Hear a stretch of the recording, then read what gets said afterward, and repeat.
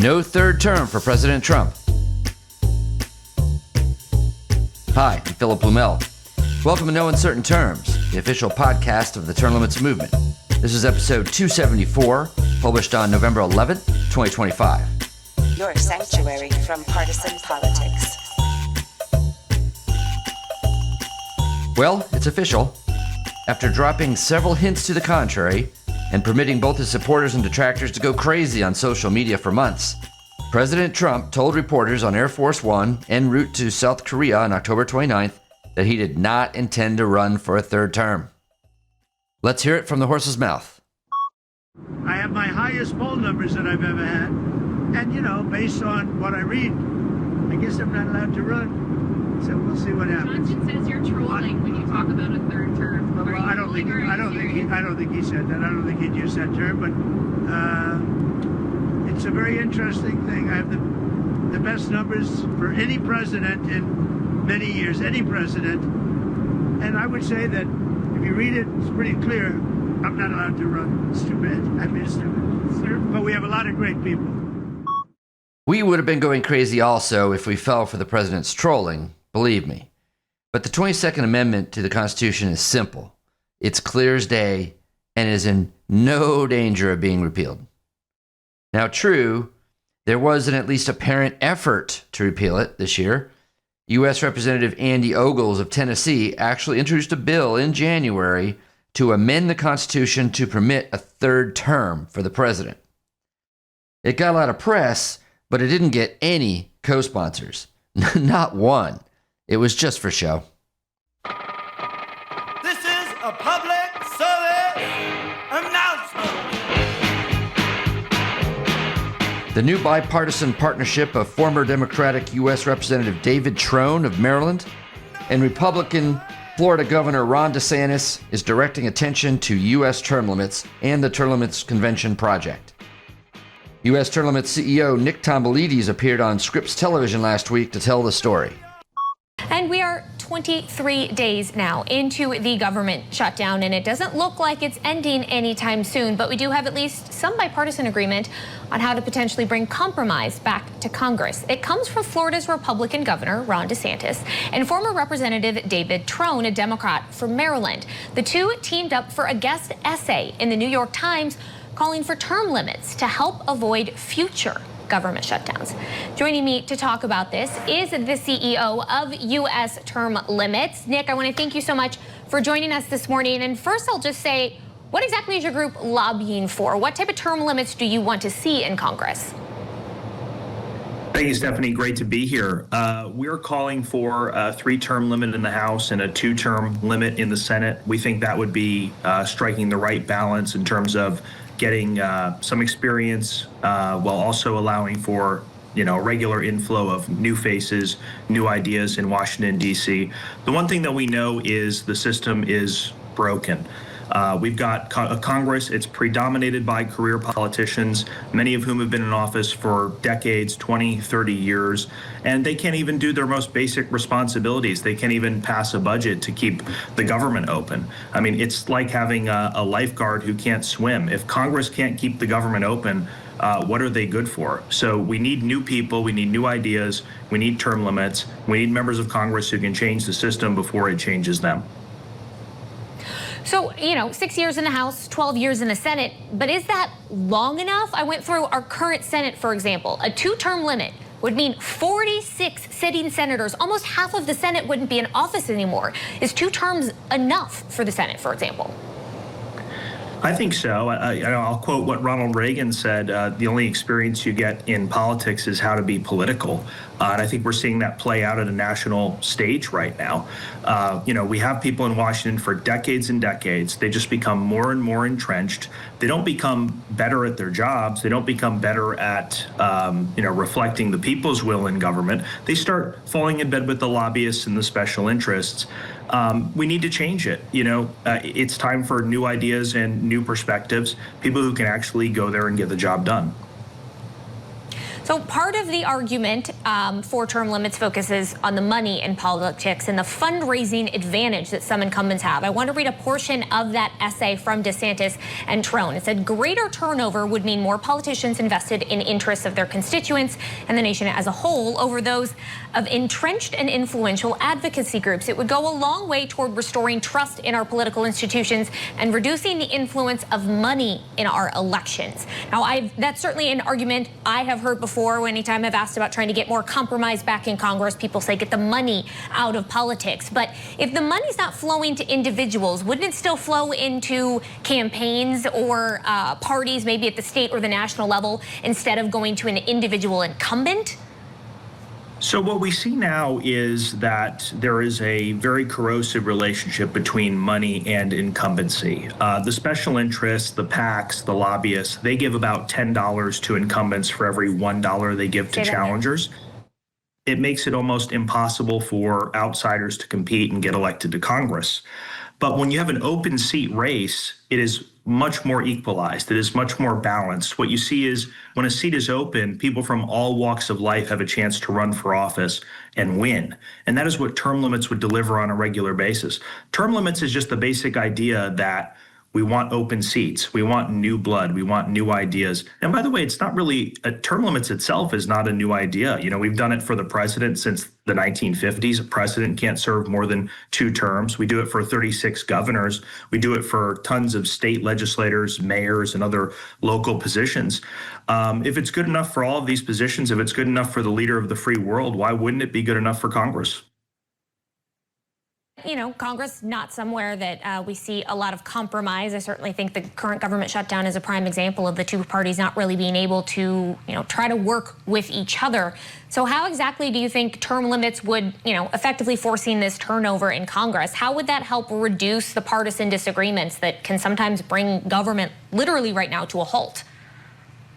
Well, I think it would, because right now, a member of Congress's first priority is to get reelected. They're focused more on keeping power, keeping their jobs rather than doing their jobs. And we see that reflected in how they spend their time. So, for example, there was a report from CBS several years ago which showed that a member of Congress spends about 5 hours a day on average fundraising for their next reelection campaign. They leave Capitol Hill, they go down the street, they get on the phone, and they just dial for dollars all day, rather than reading the bills, rather than meeting with their constituents and doing the real research that is required to be a Congress member.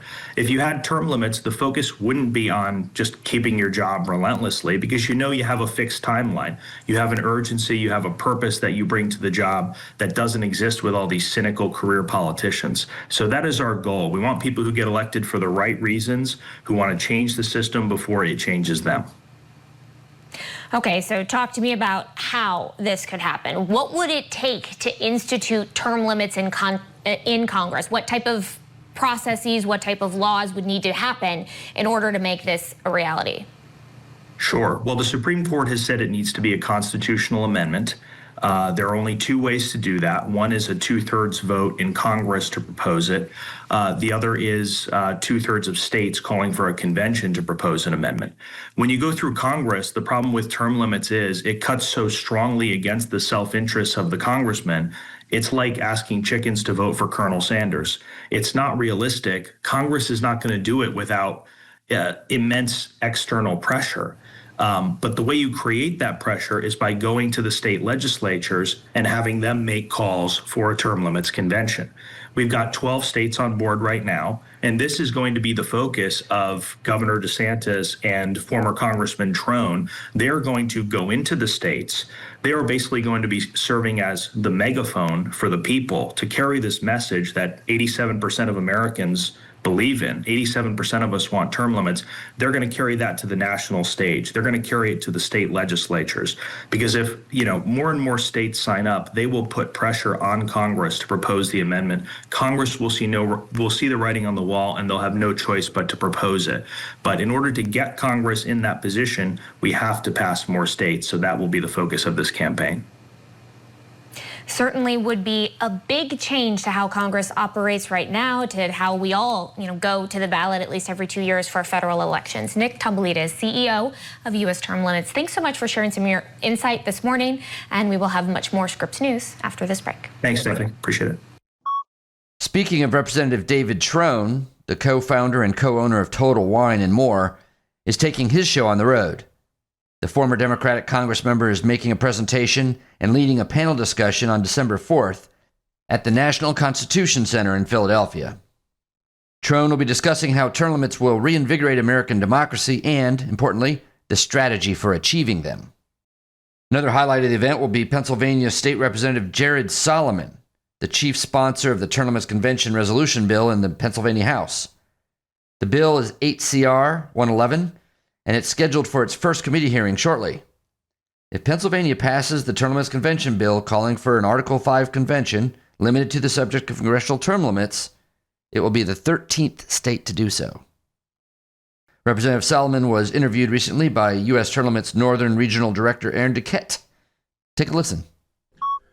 All right, so I'm here with Jared Solomon, lead sponsor for the U.S. Term Limits resolution in Pennsylvania. It's been filed as H.R. 111, also as part of a legislative package with a second resolution calling for term limits on the Supreme Court as well, which is really interesting. U.S. Term Limits obviously has endorsed both of these reforms. And so thanks for being with us today. Thanks for having me. It's good to be with you. Yeah. So tell us about, we're in the middle of a government shutdown right now. A lot of people are really upset that Congress is dysfunctional. What's your view of just what's going on in the news cycle right now and how that relates to the need of term limits? It's the perfect opportunity to talk about term limits. I think that people don't necessarily hate government, but they hate that it's not functional, that it's not directed to improving their communities. And I think people are thirsting and yearning and hungry and almost desperate for government to stop talking and just work in a real way to deliver to people. There's just a reality, I think, Aaron, that if you have been in office for 30, 40, 50 years, I'm not saying you don't bring new ideas, but your willingness to reinvent yourself, to redefine the terms of the debate, to take that extra trip to meet with a new member, to go to that civic association meeting that you've been to for the last 30 years and hear that new issue dwindles. It's actually just human nature. So all we're saying is, let's get new energy, new ideas, a new perspective into Congress to shake things up, break up the status quo, bring new ideas and bold, courageous leadership to Congress. Yeah, that's good. Polling that's come out recently, I think earlier this year in Pennsylvania, really echoes what national polling shows, that this is really an 80% in favor, 10% opposed issue among the voters.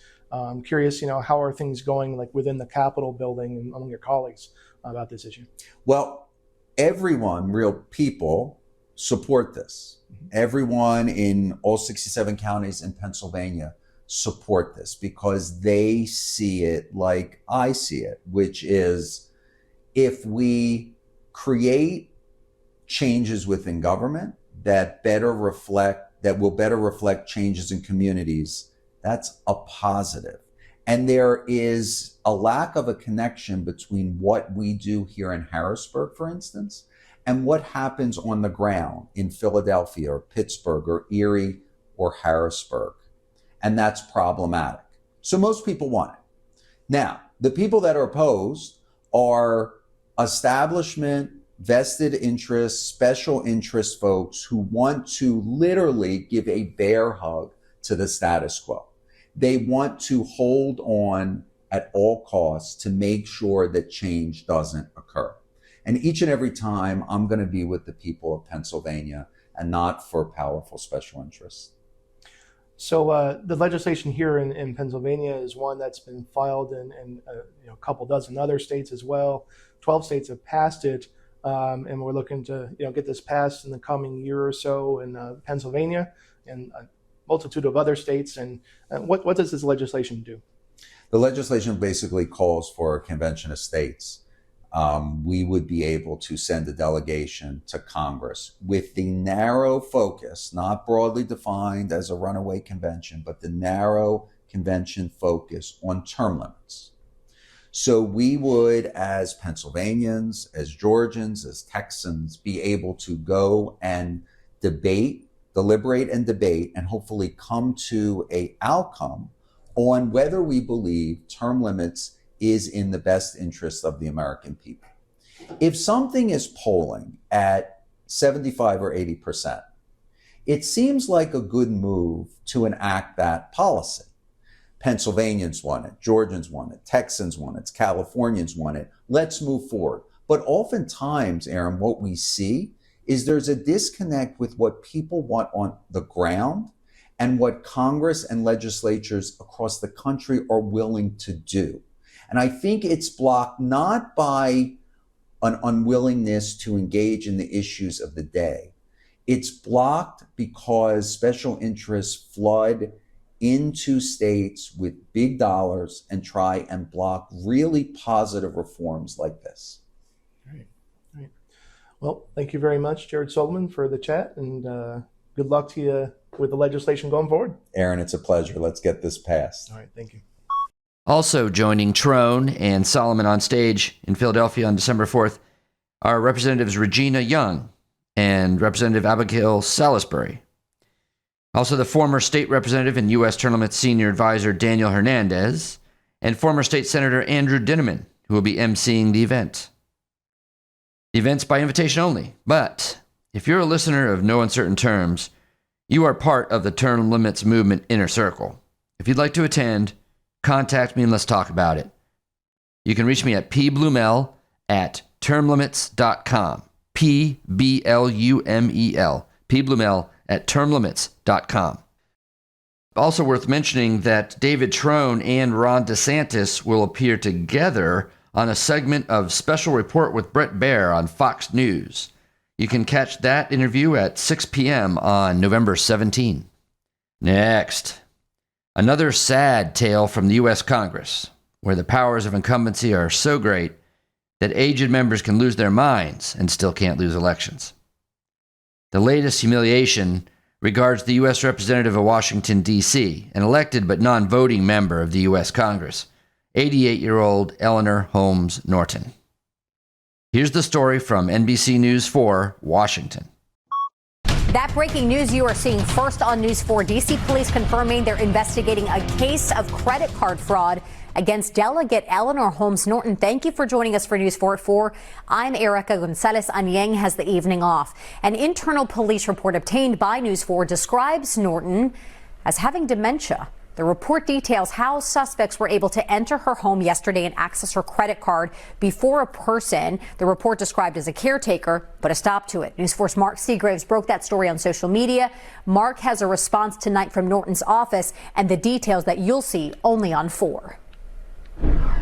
According to two separate police reports, officers were called to Eleanor Holmes Norton's home just blocks from the U.S. Capitol yesterday afternoon. Both reports detail how an employee of Norton's reported the Congresswoman had been the victim of credit card fraud. The public report identifies the person who called police as Jacqueline Pelt. Pelt is a longtime friend and campaign manager for Norton. News 4 obtained a more detailed internal report written by the 1st District Watch Commander, who was one of the officers who responded to the incident. According to that internal report, the person reporting the crime is only identified as Norton's caretaker/power of attorney. The internal report says the caretaker was not at the home, but noticed through a security camera that a cleaning crew was in the Congresswoman's home and asked them to leave. The internal report says the caretaker then went to Norton's home and flagged down a D.C. police officer. A spokesperson for Norton confirms Pelt was the person who notified police, but tells News 4 she's not Norton's caretaker. The spokesperson would not say whether Pelt has power of attorney for Norton, as stated in the internal police report. The internal report says the suspects charged more than $4,000 on Norton's credit card for work they did not perform. The internal report goes on to say Congresswoman Eleanor Holmes Norton of D.C., 88 years old, black woman, suffers early stages of dementia. A spokesperson for Norton issued this statement to News 4. The medical diagnosis included in the police report was based on an assumption the reporting officer was unqualified to make. Furthermore, Congresswoman Norton does not have a caretaker. A longtime employee and friend serves as the House manager, residing at a separate address. Norton's spokesperson declined to say whether Norton has had any diagnosis, telling News 4 her office does not comment on the Congresswoman's health. The internal police report goes on to say the suspects had tried 2 other times in the past 2 months to solicit services at Norton's home, but were unsuccessful, and that Norton's credit card and driver's license number potentially may have been compromised. A spokesperson for the D.C. Police Department confirms there is an open investigation into the fraud claim involving Norton's credit card. In the district, Mark Seagraves, News 4. And the statement from Norton's office went on to say, quote, the Congresswoman is safe and the fraudulent charges have been reported to the police and her bank. She thanks MPD and Capitol Police for their quick response. There will be no further comment, end quote. Is it hyperbole to call this exploitation of the elderly? I don't think so. In other fields, those who care about the aged quietly assist them from the stage with their dignity intact. This is their colleagues and their family and their friends, and of course themselves if they recognize what's happening to them. In congressional politics, on the other hand, the incentives are perverse. Special interests and political hangers-on prop up aged politicians because they know they can rely on them to win elections until they mumble, stumble, and fall down. We need term limits for the U.S. Congress, not just for the American people, but sometimes even for the politicians themselves. Next, former House Speaker Nancy Pelosi announced last week that she would not run for re-election. The 85-year-old is calling it quits after 38 years in the U.S. Congress representing the San Francisco area. She was first elected in 1987. Pelosi was often used as a poster child for term limits by her Republican detractors, much as the 83-year-old Senator Mitch McConnell has been a foil for Democrats. Both have served in leadership for a generation, an impossibility in term-limited legislatures. In these positions, unbeatable incumbents in leadership like these dig their heels in and block progress for decades, keeping outdated conflicts alive and blocking younger members from attaining positions of power and influence. Both of these two actively opposed congressional term limits during their reigns. Meanwhile, they get older and less vital, even as their positions as powerful incumbents makes it nearly impossible to remove them. It is as if molasses or glue has been dumped into the machinery of government. Now, while Pelosi was not suffering from dementia, she naturally suffered from the normal aspects of aging, including verbal slips, memory lapses, and stumbles. The most striking of these was her fall down a set of marble stairs at the Grand Ducal Palace in Luxembourg at a congressional event commemorating the Battle of the Bulge.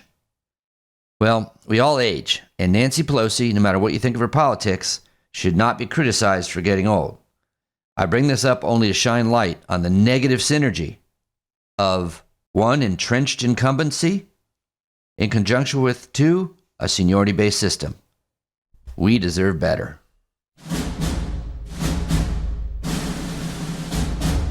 Pelosi isn't the only prominent Democrat who announced she's not seeking re-election. Term limit supporters will be sorry to hear that U.S. Representative Jared Golden of Maine is also leaving office. The 43-year-old Democrat, a former U.S. Marine, wrote in a Bangor Daily News op-ed in October that, quote, now is the right time to step away from elected office. Representative Golden had served for about 4 years in the Maine legislature and will have served 6 years in the U.S. House when he finishes his current term. Representative Golden is a signer of the U.S. Term Limits Pledge and also a co-sponsor of the Congressional Term Limits Amendment currently introduced in the U.S. House. Here's Representative Golden 3 years ago at the Maine Democratic Convention talking about his sponsorship of the U.S. Term Limits Amendment bill.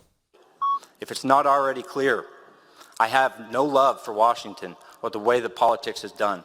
And if I lose this fall, I'll accept it and walk away with my head held high and be just fine. As it is, I believe in term limits, and I've co-sponsored a bill to put them in place.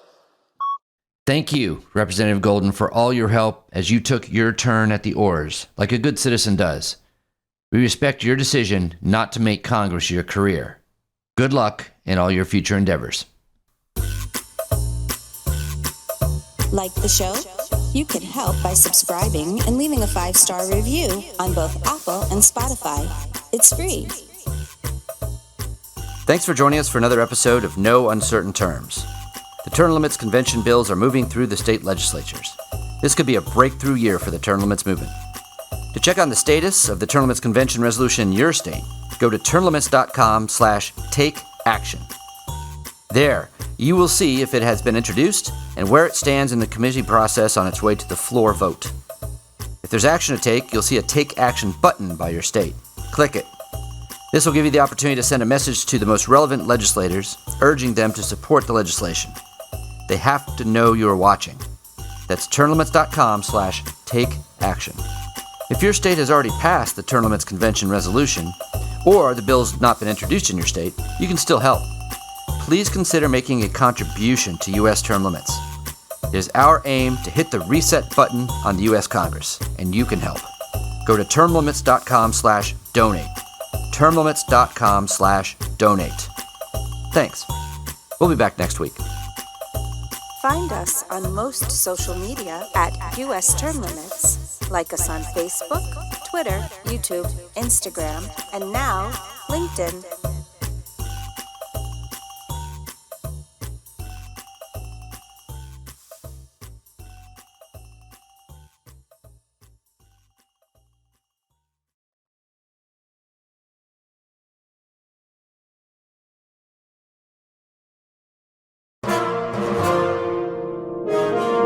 USTL.